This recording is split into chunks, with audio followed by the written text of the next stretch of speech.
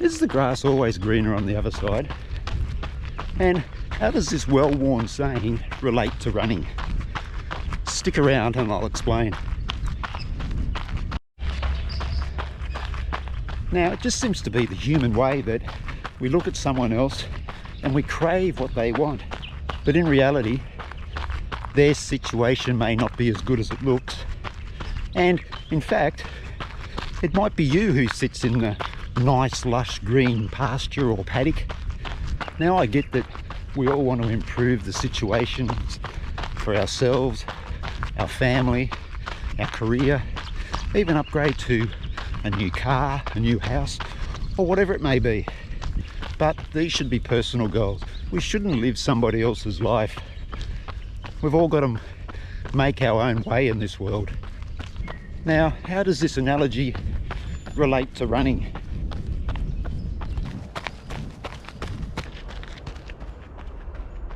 I'll head down this track. I was going to explain in this video why I've gone back to the Maffetone method and how I was going to use MAF running going forward. That was until I read a comment from Nigel to a recent video here on the channel. What I can gather from Nigel is that he was running to the MAF but moved away from this method for the racing season and has been walking a tightrope between injury and training for some time, and was eager to return to MAF, but still has some races to go in the season. What was interesting in his comment was this, and I'll just stop and read it out.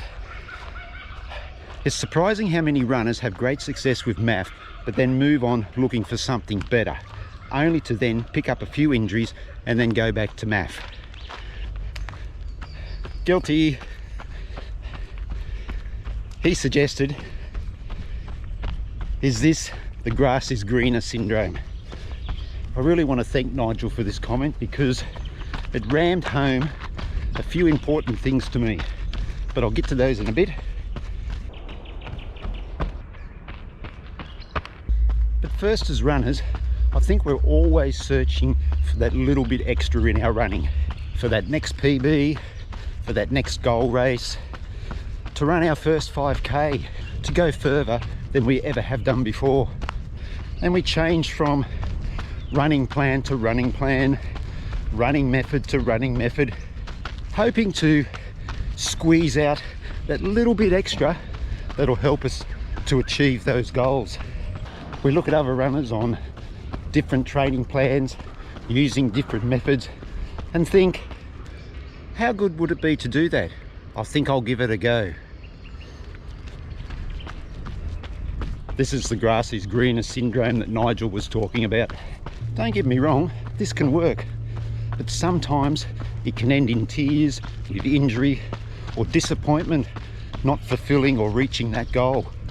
Sometimes where you are is the path where you should be, not what someone else is doing who may be on a completely different path or at a completely different stage in their running journey, or just in a completely different physical space.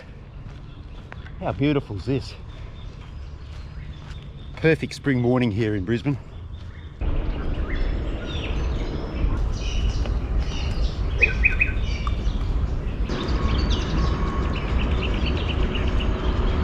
Look, I'm certainly not suggesting that you don't experiment, you don't try different things, but make sure you have a good think and take the time to weigh up the pros and cons of changing to a new training plan or a new running method.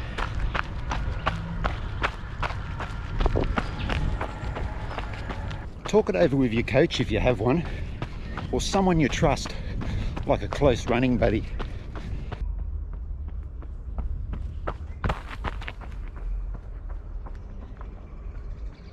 I've gone back to the MAF now. At first I thought it was out of necessity while I deal with this niggling Achilles problem, but Nigel got me thinking, and I think it goes a lot deeper than that now. This channel's been going for over 2 years now, and in that time I've been in and out of running to the MAF, and what I have fully failed to grasp is that MAF works for me, But I've been searching for better ways to go about my running. The grass is greener syndrome. Not sure how much longer I'm going to be able to run in here coming into spring. Snakes will be out soon. Always wary of snakes running through the bush. I'd say they'll be on the move very soon because it's warming up rather quickly. Last year, during the COVID pandemic and all the lockdowns that we had, I ran exclusively to the Maffetone method, and during that time I ran some really good 5k and 10k and half marathon time trials.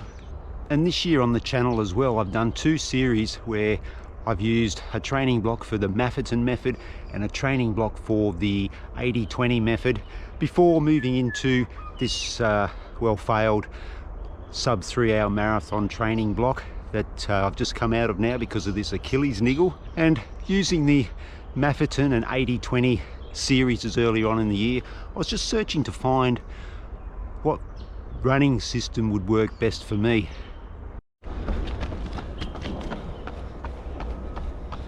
And the upshot of all this now is that with this gnarly Achilles that I'm dealing with, I've had to drop my mileage, less frequency of runs during the week, just to allow me to keep running while I try and get through this Achilles problem. I'm definitely not saying that the Achilles wouldn't have flared up even if I was running to MAF, but what it has really rammed home to me is that the MAF works for me, and I should have really stuck solid with that running method all along instead of looking for something better.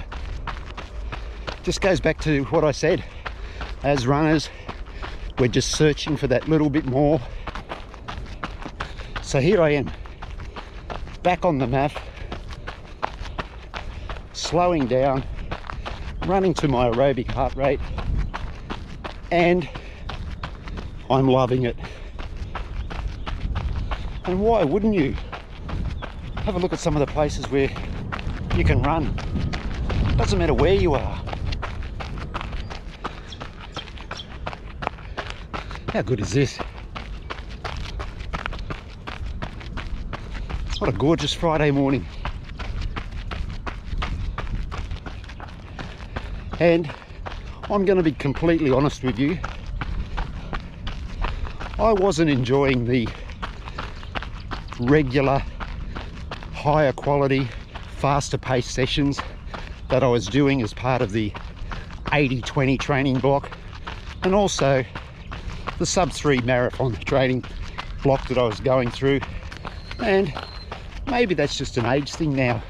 I'm 55 and I guess I'm just not prepared to push as hard as I used to, but that's okay, because running is all about the enjoyment, getting out into nature and just having a bloody good time.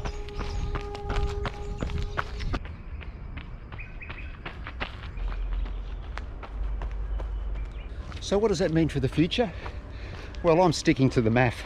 It doesn't mean that I won't go off somewhere and throw in some speed here and there, races, park runs.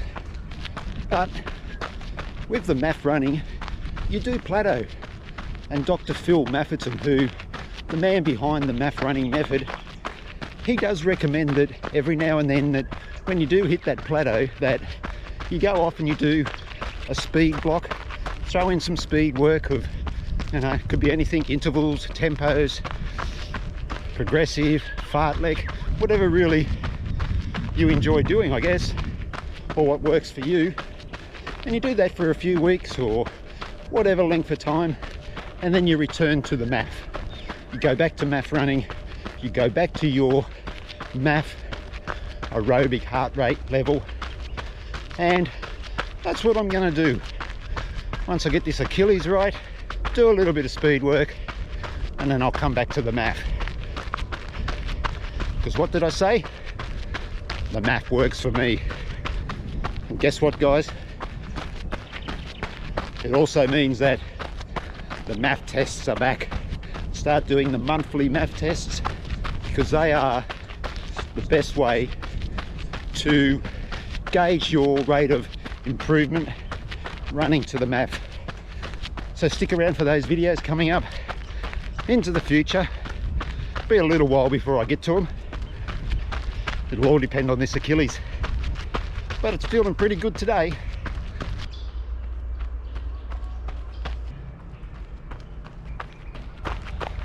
Look, MAF running is not for everyone, and I get that. I'm not here to push this running method on anyone.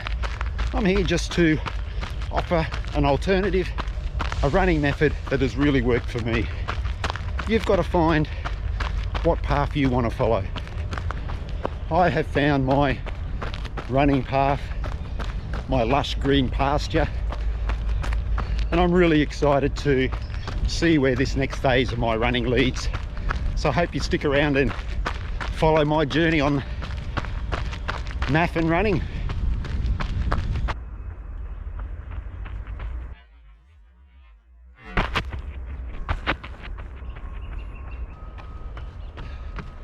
Alright guys, I'm going to finish this run off now, so I'll catch you back home when I'll run through what I've been up to running wise this week. See you at home.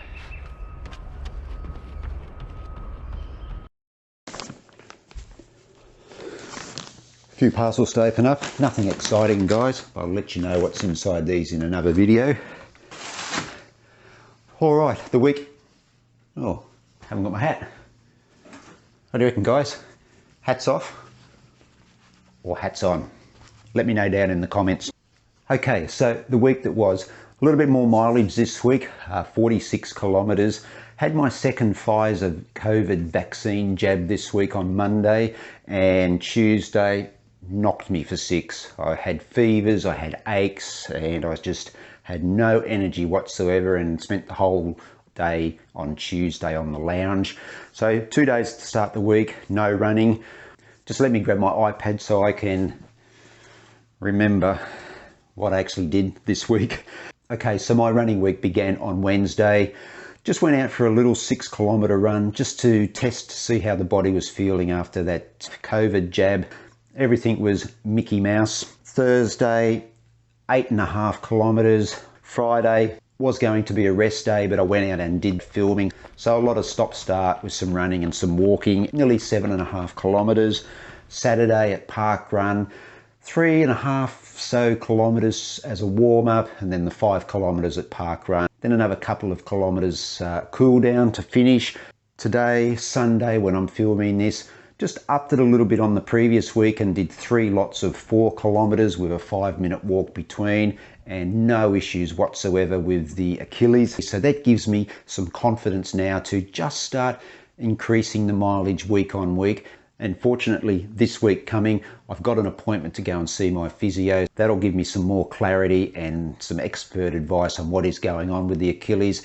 It is still swelling up after each run, and I have been paying more attention to it during the day, and the swelling just seems to be there all the time. So like I said in the last video guys, there is something going on in the Achilles. It's not causing me any pain at the moment, but I really want to get some professional advice from the physio just to make sure that I'm not doing any more damage in that Achilles. This video is quite lengthy. If you have made it all the way through to the end, do really appreciate you watching, supporting me here on the channel. If you have enjoyed this video guys, remember, give it a thumbs up, like, and don't forget, if you have made it all the way through to this point in the video and you're not a subscriber, go ahead and please hit that subscribe button. We'd really appreciate it. Also, let me know down in the comments guys what you're up to, training, running, racing. Alright, that's it for another video guys. Thanks very much for watching again.